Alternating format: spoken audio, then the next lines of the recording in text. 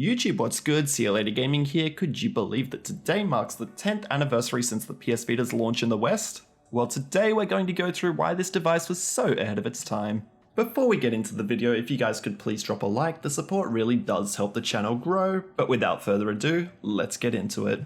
When it comes to the handheld gaming market, only a few companies have been successful. Sega tried with the Game Gear, Nokia tried with the N-Gage, and then there's the market leader of Nintendo, with generational experience across the Game Boy, Nintendo DS, and now the Switch. But that didn't stop Sony from giving it a red-hot crack in 2011 with the Vita. What you've come to know as NGP, our next generation portable, is officially named PlayStation Vita. As a successor to the PlayStation Portable, the PlayStation Vita was an innovative next step for the handheld market, showcasing an impressive array of features including a rear touchpad, a touch screen, dual analog sticks, front and rear cameras, all features which immediately set the console apart from Nintendo's series of handhelds. The standout feature of which was the OLED screen, which featured on the second iteration of the device.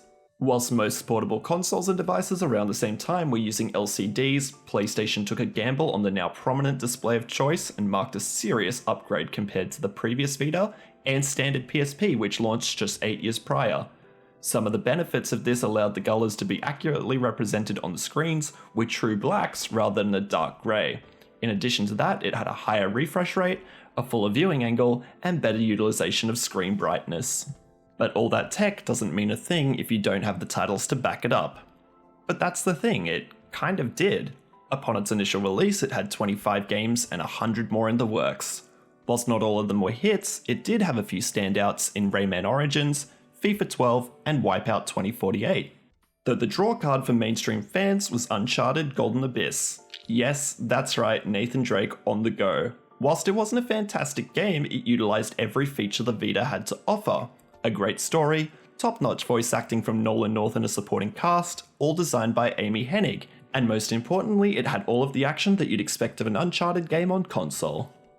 Over the next few years, they had some great games that followed, including Tearaway, Killzone Mercenary, and Gravity Rush, as well as some well-known indie games such as Guacamelee, Soundshapes, and Velocity X. Though this support didn't last, first-party content had all but stopped entirely by 2015. Third-party ports were still dropping fairly regularly, including the platform transcending Minecraft in 2017, but as of July 2021, Sony was no longer accepting new submissions for the PS Vita store.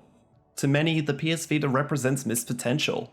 The Vita had the potential to be the true next generation of gaming, but due to lack of support from Sony, the Vita was barely able to make its mark in the gaming landscape. With the release of the Nintendo Switch in 2017 and now the Steam Deck in 2022, as well as games on phones ever growing, the handheld market has found their new leader.